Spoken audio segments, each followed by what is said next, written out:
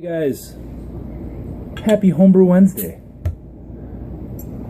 Well, I know this isn't a homebrew, but it is a beer from one of our premier state breweries, New Glarus Brewing Company, and this is their Old Brewing, and it's part of their Thumbprint series, which is pretty cool. They've been doing some really fun beers. They're just limited release ones. And they've had like double IPAs and spiced ale and some barley wines and stuff. So it's kind of, I don't know, I guess a premier beer here in Wisconsin. But yeah, so happy Homebrew Wednesday. We're approaching the end of August now. We brewed last week. I brewed just a simple Hefeweizen recipe. I brewed, I don't know how many since I started brewing. That's pretty much what I want one of my house beers to be. So I brewed it up again, changed the recipe again. This time I put in some, let's see, instead of, I used red wheat, instead of using the Pilsner, I'd put in some pale malt, just to switch it up and try it. And then I heard some things on, I think it was on Facebook, Homebrew Network, and just reading some other things about adding some Munich and trying to get some of those, I don't know, I guess melanoidins or something out from, that you get from like decoction or something like that. And I think I've said in the past, I love my Hefeweizens, but decoction is just not worth it to me. So, trying to find a good substitute to get some of that, but without having to spend 8 hours on a freaking brew day. So, what I did is I did a brew in a bag, which I've been kind of getting into lately, and it's just quick, easy, and when I got a lot going on, I can kind of put it on, and I don't have a whole lot of cleanup, and I love my big pump Herm system, but for right now, with not having as much time as I'd like to brew, the whole brew in a bag thing's working out pretty good. So basically just been doing a full mash and then boiling, just using a grain bag, pulling it out and then boiling it up, and one kettle to clean. It's been kind of nice, but then, you know, trying to figure out how much water and my efficiency and my numbers, you know, that's been a little bit off. One thing that I've done, and I've gotten some feedback on, is I've been having troubles while doing brew in a bag. I've been having troubles with, I guess, not getting enough body, you know. So like my cream ale, I did that one, or my pumpkin pie one, I did that. And you know, some of the feedback is it's a little light. They'd like to see more body. I did another one recently, and the body just seems a little light. So I got to look into that, and maybe there's something I can substitute to try to get more body. But I did add some carapils also in my my Hefeweizen. So I did that, and then I used the Hefeweizen Omega yeast labs that I got from the Midwest hub of the SJ Pour Challenge. So let's go and watch some of that video, because I shot it, and of course I think that Omega Yeast Labs should definitely get a shout out for providing the SJ Pour Challenge hub with yeast. I mean, hell, they didn't have to do that. So thank you, Omega Yeast Labs, for supplying me with some yeast for my Hefeweizen. So let's go check that out. Hey guys, so we're coming up to our hot break on a Hefeweizen. I did just a brew in a bag. I had let's see, 6 pounds wheat, 4 pounds pale malt. I used 1 pound of Munich, and then a half pound carapils.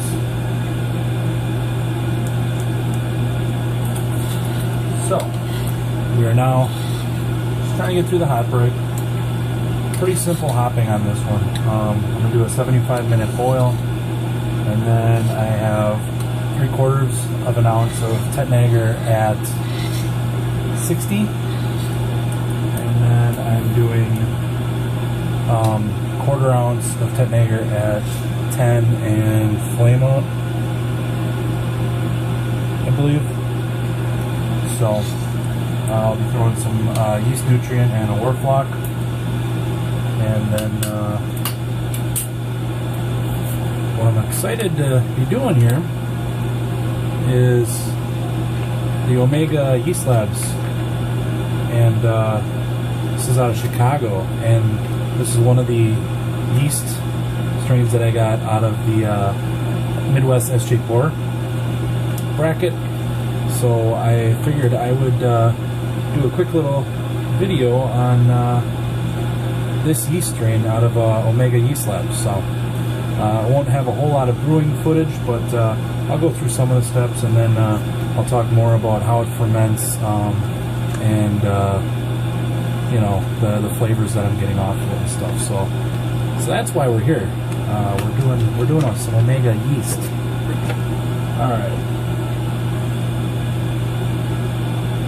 All right, so we're through our hot break. We'll be doing 15 minutes and then our first hop edition. Hey guys, so we are at the 60-minute hop edition. 3/4 ounce of Tettnager. I'm just gonna dump it right in.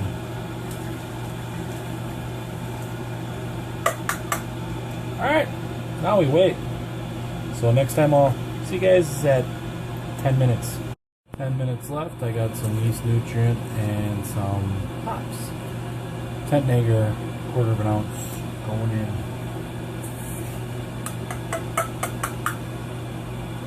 Alright, we're at flame out. We got 1/4 ounce of Hallertau, killing the power.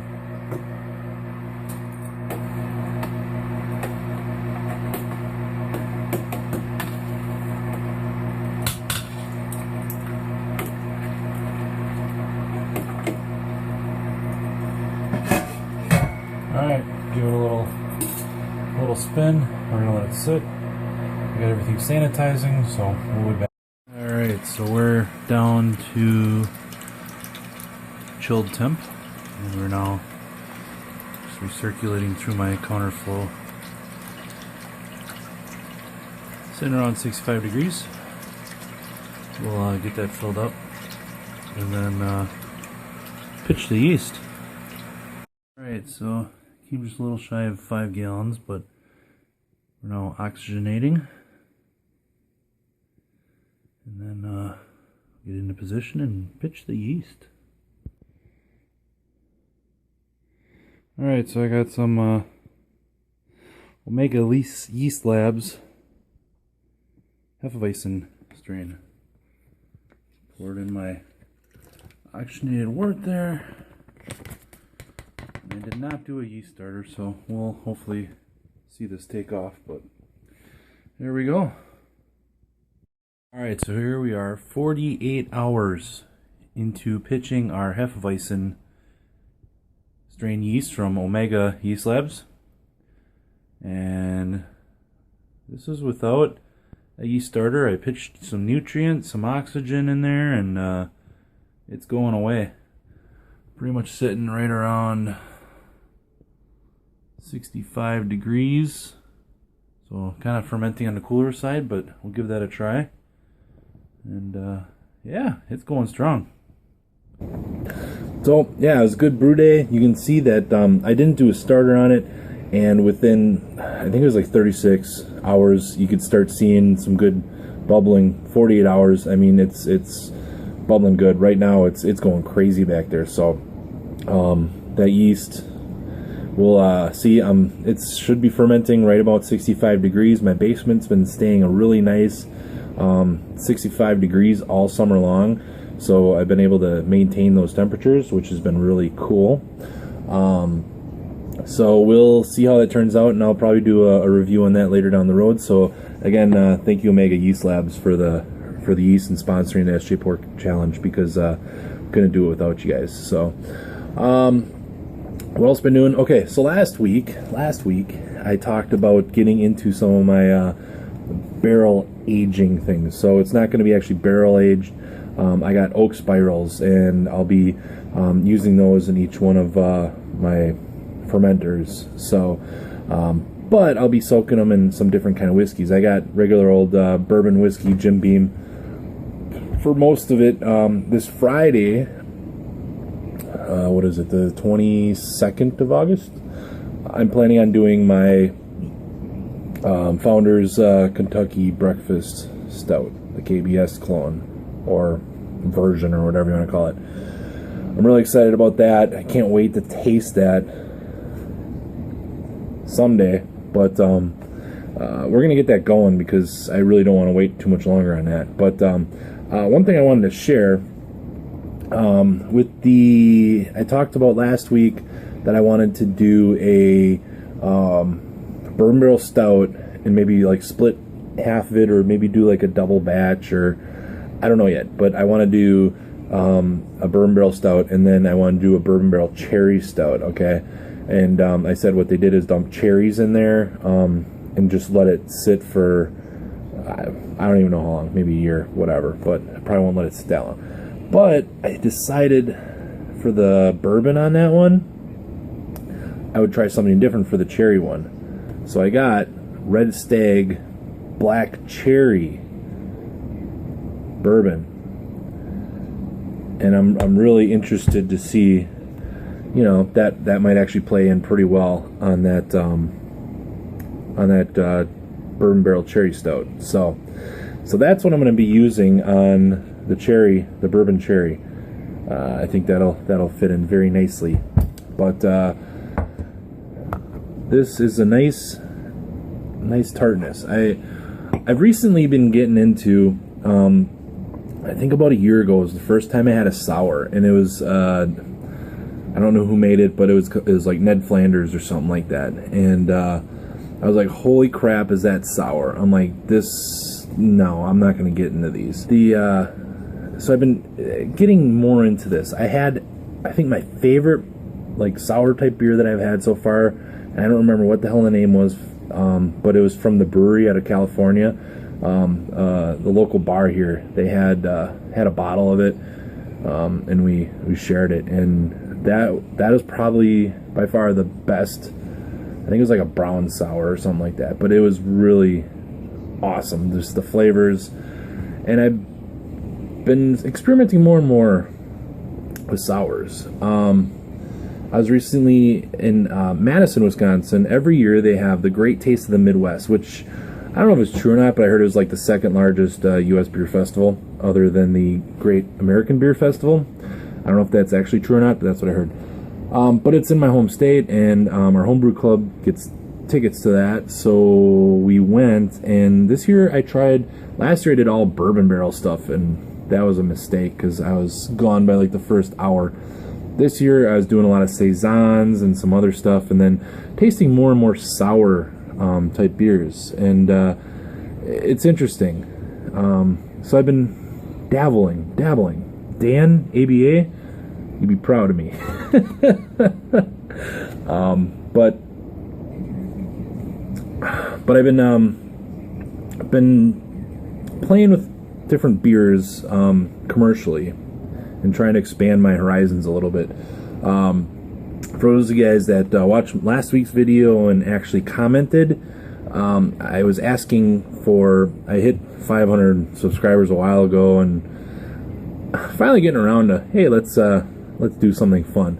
So what I decided to do was, you guys give me a beer you want to see me brew that you have to give me the recipe for, and I'll brew it, send you bottles, and then a pound of hops. So yeah, sounds like a good deal. Anyways, so I got some comments, and I got a couple Berliner Weissens and stuff like that, so that'd be fun. I might just brew those anyway, but you know, just been trying to experiment. Trying to get outside the box a little bit, and try some new things. But I still want to try to continue work on my old things. I still want to work on an IPA recipe, and my brown ale. that I did a couple while back. I know a couple of you guys had it. I know Dan ABA got it. I think Puka got it. Clements got it. So that one I brewed like 3 times, and I'd like to brew that again. But right now I'm just kind of having fun playing right now too. Other thing, I didn't mention it last week, but I had it carbonating, and it looks really murky. I think I'm going to try adding something to the keg to really clear this up. But this is my heady topper. I obtained some Conan yeast, the Vermont strain or whatever, from the that somebody, I guess, harvested or something off the Alchemist, and now they're selling online. But I was able to, a brewing friend of mine, they ordered it and they got it and gave me some a vial that they pulled off. And so I decided to brew it. I went and I got I have a video of it, so I'll probably do a separate video on that. But I used the hop shots for the first time. I used a whole crap load of hops. I think, I think that's part of the reason why it's so murky is the hops. I probably could have used a tertiary, but anyways, so this is my first time doing a heady topper. I tried Pukas, and then I've actually tried a real heady topper once. So I don't really have a whole lot of reference to go off of, but alright, so as far as hops, man, it's a nose full of hops.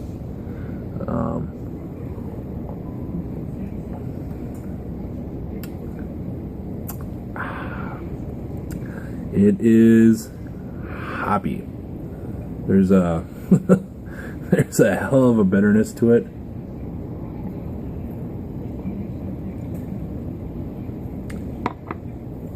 Oh man, I'm trying to think. I don't really remember how. I remember I really enjoyed the heady. This one is, I don't know if it's close or not. That's kind of the main stuff that I got going on with me. I'll be brewing a breakfast KBS on Friday Central Standard Time, probably our morning, so I'll probably be online. So if you like chatting or whatever, hit me up. I'll have my computer on. But all right, so we'll close by saying thank you to all my subscribers. Check out last week's Homebrew Wednesday video, and if you haven't, leave a recipe on there. And like I said, pick your name out of a hat and brew your recipe. I'll send you some bottles of that brew and a pound of hops. So can't go wrong. So go back, watch that video, and then put down a recipe that you want me to brew. Remember, you got to give me that recipe too. All right, so I've been talking forever, and I'm sure you're sick of listening to me. So we're gonna wrap it up. Happy Homebrew Wednesday. Happy Homebrew Wednesday. What do they put in this stuff?